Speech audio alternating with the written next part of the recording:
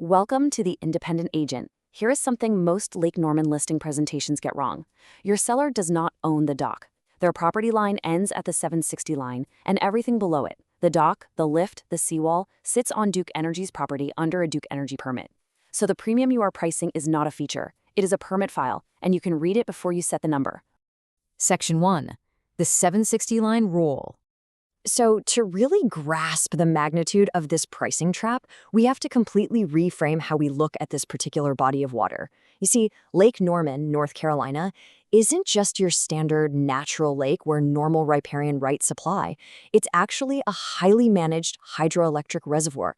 It was created by Duke Energy, and they manage the whole thing under a very strict Federal Energy Regulatory Commission license. Now, what does that actually mean for your seller? Well, it means Duke Energy retains total ownership of the shoreline and the lakebed itself. As an agent, 760 is absolutely the most important boundary you need to know. A seller's deed strictly ends at the 760-foot elevation mark above mean sea level. That is the hard property line, period. Everything sitting in the water past that point, the structural amenities that buyers are paying massive premiums for, is literally just a revocable private license. You are essentially pricing an asset the seller cannot convey cleanly without Duke's explicit paperwork. Section 2. Shoreline Classification and Constraints. Because that deed stops right at 760, every single inch of that shoreline carries a specific classification. Any request you have to build, modify, or even just maintain a structure, it all has to run through the Lake Access Permit System. A Lake Services representative will actually come out, inspect the property, and review both the shoreline classification and the shoreline management plan before anything gets a green light. And this classification dictates everything, guys. We're talking maximum dock size, precise location, whether covered structures are allowed, or if extra slips can even be considered. Duke evaluates the physical geography, too. They're going to look at the opening of a cove, and they might flat out deny or heavily limit docks where the mouth is simply too narrow. And if access to navigable water depends on unapproved dredging, approval is never guaranteed. This means a lot can technically be deeded waterfront, but be completely undockable at the exact same time. And this constraint applies heavily to stabilization, too. Duke generally prefers natural stabilization, things like native plantings and bioengineered slopes way over hard vertical seawalls. What actually gets approved depends heavily on erosion severity. For example, over on the western shore, in places like Sherrills Ford or Denver, the wind fetch across the main channel means erosion runs much harder. So a buyer who looks at an eroding bank and just assumes they can budget for a vertical seawall, they might be in for a really rude awakening when their application is simply denied. Section 3. When permits do not match. Which brings us to a massive pricing trap that I see happening all the time.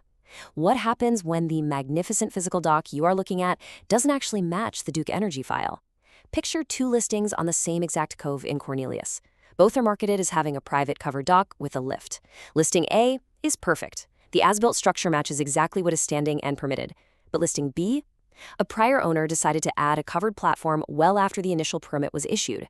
This discrepancy isn't just a minor condition issue. Older, non-conforming docks face severe limits on replacement or expansion, particularly if they take substantial damage in a bad storm.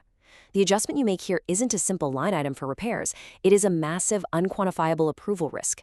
So what happens if the previous owner built that boathouse without a Duke's permit? The harsh reality is these two Cornelius properties are absolutely not worth the same number. A correct comparative market analysis must name the permit file as a critical missing input. You cannot just smooth over that unpermitted gap with a single confident listing price. You literally have to verify the file. Section 4. Full pond versus drought depth. Okay, we've talked about the permit itself. Now we need to talk about the water underneath it. Because measuring a listing's water depth strictly at full pond will inevitably ruin a deal during a dry season. The depth figure that actually sells the property is measured against a datum that actively moves. Duke Energy reports the lake levels on this moving datum, specifically a relative gauge, where 100.0 feet represents full pond. That 100.0 mark is roughly the 760 feet above mean sea level we discussed earlier. When you take a gorgeous listing photo in the spring, the water might be sitting beautifully at 100.0, but nature and hydroelectric management just don't keep it there. 93.1 feet. That was the record low set back in 2007 against that 100-foot full pond reference. It is honestly shocking to see just how far the water levels can actually plummet. Even entering a standard summer boating season, moderate droughts can push Lake Norman significantly below target. You have to price for the reality of the changing waterline for sure, not just the absolute best-case scenario. Let's look at the arithmetic for a property in a Mooresville Cove. the listing might proudly boast deep water, and sure, maybe there's 8 feet of depth at the slip at Target Pond, but some of these coves get incredibly shallow when Duke drops the level in late summer and autumn. That 8-foot depth can easily become 4 feet in a summer drought. And the difference between 8 feet and 4 feet, that's the difference between a boat lift that works perfectly and one that is completely useless. The CMA has to hold both the depth at Target Pond and the depth at seasonal low, because that second number is what actually sets your buyer pool.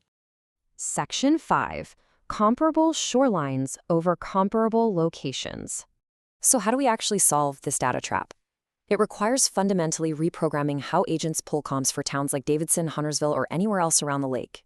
We are so used to looking for properties in close geographic proximity, right? But when the shoreline is a private, governed license, geography alone will steer your pricing completely off a cliff. I want you to burn this quote into your memory. The comparable a mile away with matching shoreline rights is a better guide than the one on the same street without them. Town-level medians are an unstable mixed statistic. When you compare mixed shoreline classes, you widen the confidence assessment inaccurately, because those two properties are simply not answering the same fundamental question about what is legally allowed in the water. So the absolutely crucial point is this. The CMA holds a permit question, not a feature list. Accurate evaluation requires establishing the shoreline classification first, verifying the permit matches the physical structure, and establishing the seasonal low depth. You have to abandon the simple geographic proximity model. The premium is entirely in the paperwork, not just the zip code. Section 6. Managing Risk with CMA Flow. As we enter the final 30 seconds of this explainer, we need a practical way to manage all this critical data, because the MLS fields do not hold shoreline classifications or permit dates. That vital data needs a permanent home throughout the entire transaction. This is where your workflow tools become essential. By using CMA Flow opportunities, the deal record holds the client, the address, and your crucial notes on the shoreline file. The vital permit position that you establish as an agent on day 1 remains permanently anchored on the page through the entire life of the deal. From week 1 to week 6, when the report is opened, the permit specifics are there in your own words, completely mitigating the risk of that data getting lost in the shuffle. I want to leave you with this final question. When you sit down for your next Lake Norman listing presentation, and while I'm certainly not here to give legal advice, I am here to talk about your pricing strategy, ask yourself, are you pricing the physical dock you see with your own eyes, or are you pricing the shoreline permit that actually dictates the value? Because once you truly understand the difference, the way you approach waterfront real estate will never be the same. Thanks for joining me on this explainer.